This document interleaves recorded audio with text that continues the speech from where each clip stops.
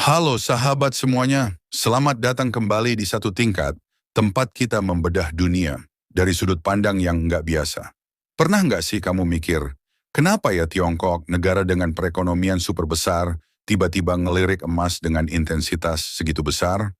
Nah, di video kali ini, kita bakal kupas tuntas alasan di balik strategi ambisius Tiongkok yang satu ini. Di balik angka-angka dan grafik yang mungkin kamu anggap biasa, tersembunyi cerita seru tentang pergeseran kekuatan ekonomi global yang bikin heboh para analis di seluruh dunia. Bayangkan, beberapa tahun terakhir, Tiongkok terlihat seperti sedang main petak umpet dengan aset keuangannya.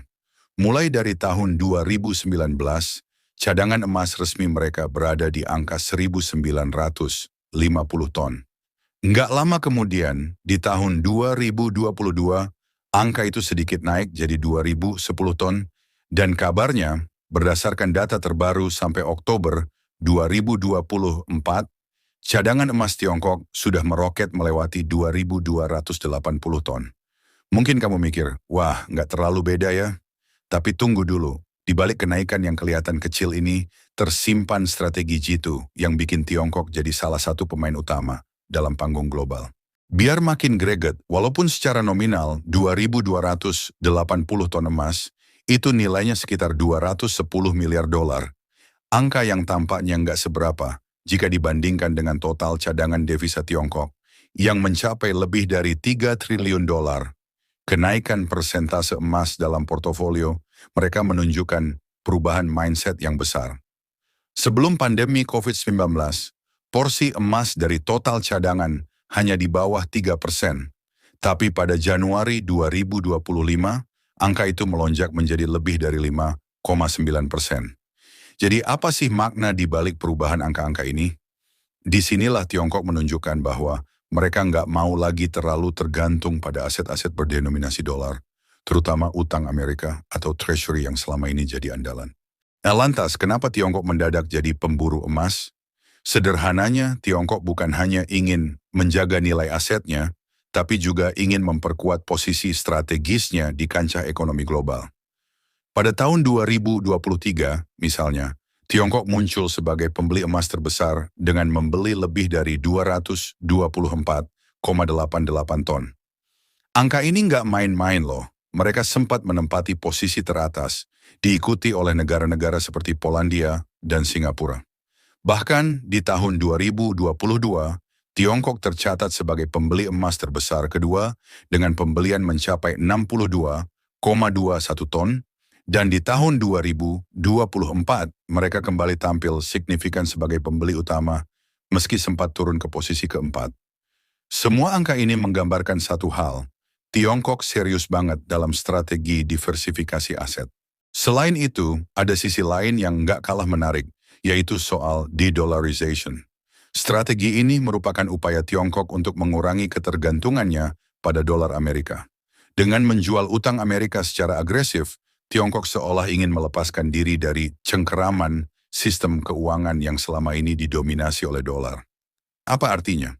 Kalau semakin banyak negara yang mulai menurunkan peran dolar sebagai mata uang cadangan, bisa jadi dominasi dolar di kancah global perlahan-lahan terkikis. Meski pergeseran ini nggak terjadi dalam semalam, tapi sinyalnya udah jelas. Tiongkok dan beberapa negara berkembang lainnya sedang merancang masa depan yang lebih mandiri secara finansial.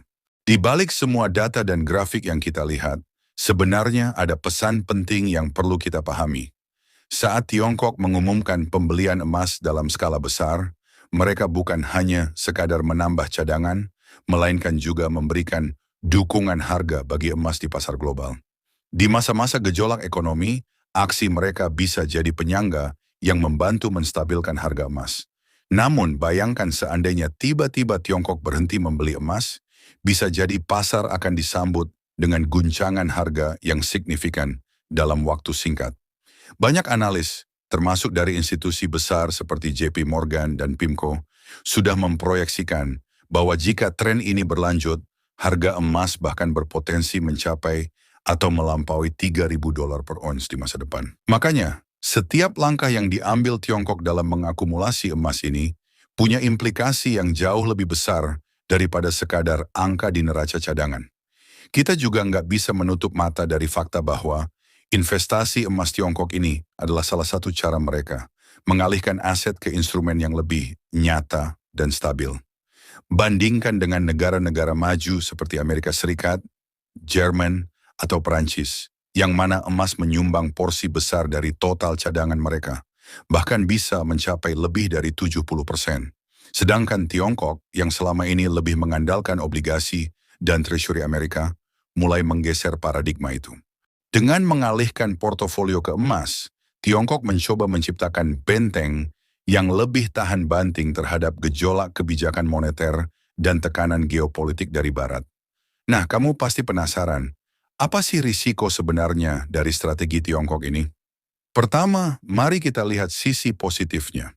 Diversifikasi cadangan dengan memasukkan emas sebagai komponen utama memberikan perlindungan ekstra terhadap fluktuasi nilai tukar dan potensi sanksi ekonomi.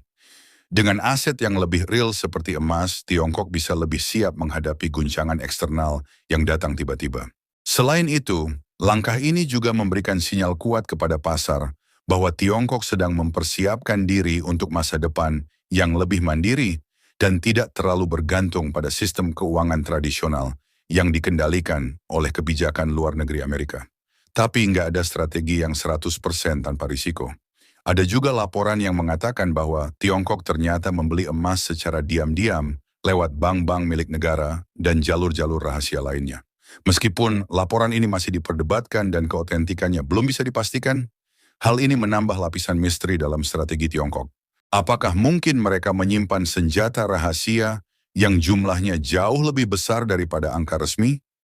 Jika benar, hal ini bisa jadi strategi jangka panjang untuk mengendalikan pasar global tanpa mengganggu kestabilan harga di muka. Meski kita harus tetap berpegang pada data resmi, bayangkan saja potensi pengaruhnya jika informasi ini terbukti akurat. Selain dampak langsung pada pasar emas, langkah ini juga punya implikasi besar bagi hubungan ekonomi global. Dengan mengurangi kepemilikan utang Amerika, Tiongkok mengirimkan pesan bahwa sistem keuangan global sedang mengalami pergeseran kekuatan.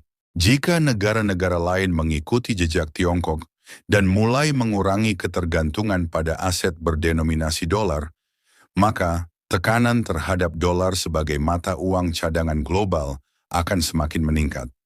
Hal ini pada akhirnya dapat memicu peningkatan biaya pinjaman bagi pemerintah Amerika, mengingat permintaan terhadap Treasury Amerika mungkin akan melemah. Guncangan seperti ini tentu saja bisa berdampak luas, mulai dari pasar saham hingga ekonomi real, dan membuat para investor global harus siap menyesuaikan strategi mereka. Sekarang mari kita lihat lebih jauh ke dalam data perbandingan antara tahun 2019 dan 2025. Pada tahun 2019, komposisi cadangan devisa Tiongkok mayoritas terdiri dari mata uang asing dan surat berharga terutama yang berdenominasi dolar Amerika. Emas hanya menyumbang sekitar 95,4 miliar dari total cadangan. Tapi di tahun 2025, meskipun total cadangan mata uang asing Tiongkok masih sekitar 3,2 triliun dolar, nilai emas dalam cadangan melonjak lebih dari 200 miliar dolar. Itu artinya terjadi peningkatan sebesar 116,5% hanya pada aset emas. Perbandingan ini benar-benar membuka mata kita tentang betapa seriusnya Tiongkok dalam menggeser ketergantungan mereka dari sistem yang konvensional menuju aset yang dianggap lebih aman dan tahan banting. Selain itu, grafik perbandingan pemegang cadangan emas terbesar di dunia menunjukkan bahwa meskipun Tiongkok belum menempati posisi teratas, mereka tetap masuk ke jajaran negara-negara dengan cadangan emas terbesar, mengungguli beberapa negara Eropa, Jepang, bahkan Swiss. Bayangkan, negara yang selama ini dikenal sebagai raksasa utang Amerika, sekarang semakin menonjol dengan strategi diversifikasinya. Hal ini nggak cuma soal angka, tapi juga tentang bagaimana sebuah negara besar merancang strategi ekonomi yang visioner dan adaptif terhadap dinamika global. Tak hanya itu, strategi pembelian emas oleh Tiongkok juga memiliki dampak psikologis di pasar. Ketika Tiongkok mengumumkan pembelian emas secara besar-besaran, reaksi pasar seolah-olah memberikan lampu hijau bagi investor lain untuk ikut mendiversifikasi portofolio mereka. Dengan demikian, aksi Tiongkok ini tidak hanya berdampak pada harga emas, tetapi juga bisa memicu pergeseran tren investasi di kalangan negara-negara berkembang lainnya. Dalam jangka menengah hingga panjang, akumulasi emas yang terus-menerus ini diprediksi akan menekan harga emas ke level yang lebih tinggi lagi, sehingga membuat aset ini semakin menarik bagi investor global. Di balik semua strategi dan data yang kita bahas, tersimpan pula dinamika geopolitik yang nggak bisa diabaikan. Ketegangan antara Amerika Serikat dan negara-negara lain, terutama terkait kebijakan sanksi ekonomi, telah memaksa banyak negara untuk mencari alternatif yang lebih aman. Tiongkok dengan segala ukurannya tampak lebih waspada daripada sebelumnya. Melalui diversifikasi cadangan, mereka berusaha mengantisipasi segala kemungkinan yang bisa mengguncang sistem keuangan global. Dengan menekan ketergantungan pada dolar Amerika, Tiongkok ingin memastikan bahwa ketika badai ekonomi datang, mereka sudah punya pelampung berupa emas yang tahan banting. Nah, di balik semua fakta dan data ini muncul pertanyaan mendasar. Apakah langkah agresif Tiongkok dalam mengakumulasi emas ini benar-benar akan mengubah peta kekuatan ekonomi global? Atau mungkinkah ini hanya strategi jangka pendek untuk mengantisipasi gejolak ekonomi yang sedang terjadi? Bagaimana menurut kalian, apakah upaya de-dollarization dan diversifikasi cadangan melalui emas ini akan berdampak signifikan pada sistem keuangan dunia? Silakan berikan pendapat kalian di kolom komentar. Jangan lupa like jika kalian menikmati video ini dan subscribe untuk mendapatkan info menarik seputar ekonomi, geopolitik, dan topik-topik seru lainnya yang bisa bikin otak kalian berpikir. Sampai jumpa di video berikutnya. Salam satu tingkat.